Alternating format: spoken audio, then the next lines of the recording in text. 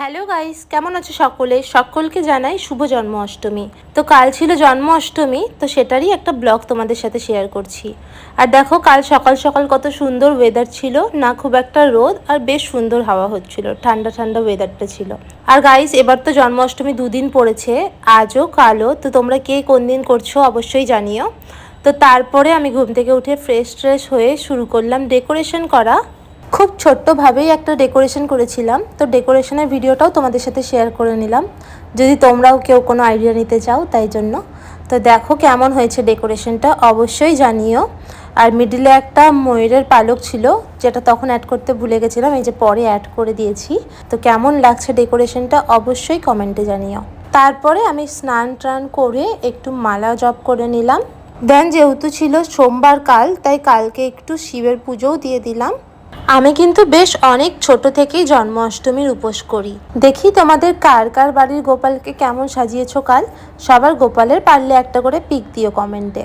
তো এইসব করতে করতেই কিন্তু বিকেল বিকেল হয়ে গেছিলো। তো তারপরে আমরা শুরু করলাম প্রসাদ তৈরি করা। তো মা এখানে আমাকে সব রেডি করে দিচ্ছিল, মানে তালটা ঘষে দেওয়া, আটা মেখে দেওয়া, এইসব করে দিল। আর তারপরে আমি প্রসাদগুলো সব বানালাম।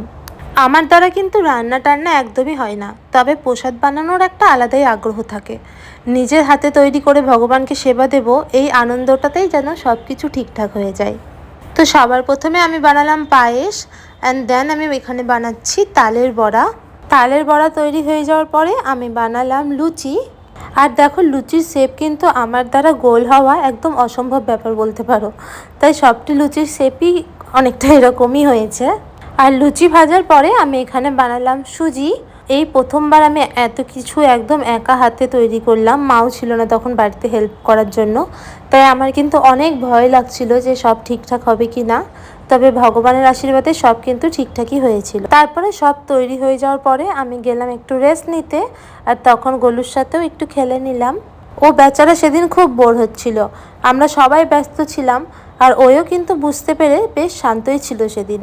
তারপরে আমি আবার ফ্রেশ হয়ে দেখো এখানে রেডি হয়ে গেছি। কেমন লাগছে আমাকে অবশ্যই জানিও। আমি পরেছিলাম এই রেড হোয়াইট গোপী ড্রেসটা, আর একদম সামান্য একটু মেকআপ। রেডি হয়ে এসে দেখছি মা এখানে গোপালের জন্য মালা গাঁথছে। তারপরে মায়ের মালা গাঁথা হয়ে যাওয়ার পরে আমি বসে যাই ফলগুলো কাটতে। আর আমি ফল কাটতে কাটতেই দেখি ততক্ষণে শুভও চলে এসেছে। আসলে আমি একটা কেক অর্ডার করেছিলাম গোপালের জন্য, তো বেকারিটা একদম শুভর বাড়ির ওদিকেই ছিল। আর এত বিজি ছিলাম আমি সেদিন যে আমার আনতে যাওয়ার টাইমই ছিল না, তাই শুভকেই একটু বলি দিয়ে যেতে। আর সেম বেকারিতে শুভও অর্ডার করেছিল ওর বাড়ির জন্য, তাই সুবিধাই হয়েছিল। তারপরে আমি এক এক করে আমাদের গোপালগুলোকে নামাই, দিয়ে আমি গোপালের স্নানের জন্য রেডি করি। তো এখানে আমি দিয়েছি দুধ, গঙ্গার জল, মধু, ঘি, গোলাপ জল আর অগরুর, আর কিছুটা ফুলের পাপড়িও দিয়ে দিই জলের মধ্যে। ব্যাস এইভাবেই আমাদের গোপালের স্নানের জলটাও রেডি হয়ে যায়। তারপরে আমি এক এক করে 3টে গোপালকেই স্নান করাই। তো সবার প্রথমে আমি বড় গোপালটাকে স্নান করাই, আর ওদেরই গামছা দিয়ে সুন্দর করে মুছিয়ে দিই। তারপরে আমি একই রকমভাবে বাকি দুটো গোপালকেও স্নান করিয়ে দিই এবং গাও মুছে দিই। তারপরে স্নান হয়ে যাওয়ার পরে আমি শুরু করে দিই গোপালদেরকে সাজানো। দেখো এই ব্ল্যাক ড্রেসটা কি সুন্দর না? এই জামাটা কিন্তু আমার মা নিজের হাতে তৈরি করেছে গোপালের জন্য। তারপরে আমি গোপালকে সব গয়না টয়না পরিয়ে, চুল মুটুক এই সব কিছু পরিয়ে সুন্দর করে রেডি করিয়ে দিই। আর দেখো পুরোপুরি রেডি হয়ে যাওয়ার পরে কত মিষ্টি লাগছে গপুকে।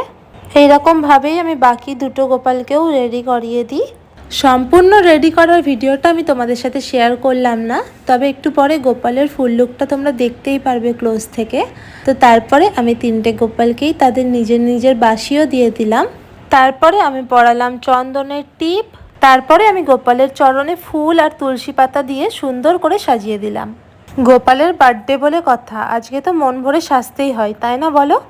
আর তারপরে বার্থডেতে তো চকলেট ছাড়া বার্থডে ইনকমপ্লিটই বলতে পারো, তাই গোপালকে একটা চকলেটও দিয়ে দিলাম। তারপরে আমি গোপালের কেকটাও ওপেন করে নিলাম। দেখো কি সুন্দর দেখতে না কেকটা, একটা মাটকি থেকে মাখন পড়ছে আর ওপরে গোপাল বসে আছে। আমার তো খুব সুন্দর লেগেছে কেকের ডিজাইনটা। তারপরে আমি আস্তে আস্তে সব প্রসাদের থালাগুলো সাজিয়ে দিলাম, দিয়ে আমি এখানে পুজোর সব কিছু করা শুরু করে দিলাম। ধূপ প্রদীপ দেখানো, নৈবেদ্য করা, পঞ্চপ্রদীপ দেখানো, সব কিছুই। আর দেখো গোপালের মাথায় আমি ময়ূরের পালকটাই দিতে ভুলে গেছিলাম, তো শেষে আমি ময়ূরের পালকটাও দিয়ে দিলাম। তো এইভাবেই আমার পুজোও কমপ্লিট হয়ে গেছিলো। দেখো কি মিষ্টি লাগছে না গোপালকে। তো আমার পুজো শেষ হতে হতে এই 10:30টার মতো হয়েছিল। আমি প্রতি বছরই এইরকম টাইমেই বাড়ির সব কিছু কমপ্লিট করে নিই, দিয়ে 12টার দিকে আমি অঞ্জলি দিতে যাই। তো এত বছর আমি মনস্কামনাটাই অঞ্জলি দিতাম, বাট এবার আমি গোপালকে সাজিয়ে গুছিয়ে স্কন মন্দিরে নিয়ে গেছিলাম। মনস্কামনাতে কিন্তু এই জন্ম অষ্টমীর দিন 12টার দিকে গোপালেরও পুজো হয়। দিয়ে মা এখানে স্কনের জন্য একটু ভোগ নিল, দিয়ে আমি আর মা চলে গেলাম স্কন মন্দিরে। আর ওখানে গিয়ে দেখছি শুভও গেছিল। আর দেখো কি সুন্দর সাজানো হয়েছিল কাল মন্দিরটা, বেলুন ফুল সব কিছু দিয়ে। আর দেখছো কত ভক্তের ভিড় ছিল সেদিন। আর কিছুক্ষণ কীর্তন শোনার পরেই কিন্তু 12টার দিকেই ভগবানের গেট খুলে যায় এবং শুরু হয় শয়ন আরতি। দেখো কি সুন্দর লাগছে রাধা মাধবকে, আর কত সুন্দর সাজানো হয়েছিল কাল। তারপরে আমরা আরতি নিলাম এবং আরতি নেওয়ার পরেই কিছুক্ষণ আরও ছিলাম। মোটামুটি এই 12:30টার মধ্যেই স্কন মন্দিরের সব কিছু কমপ্লিট হয়ে যায় এবং তারপরে কিন্তু সকল ভক্তদের প্রসাদও বিতরণ করা হয়েছিল।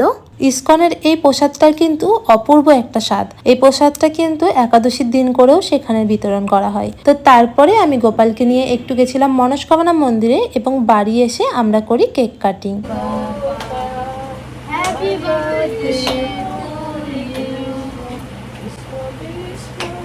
তারপরে আমি গোপালদেরকে কেকও খাইয়ে দিলাম এবং কেক কাটিং করতে করতে কিন্তু মোটামুটি এই 1:45 বেজে গেছিলো।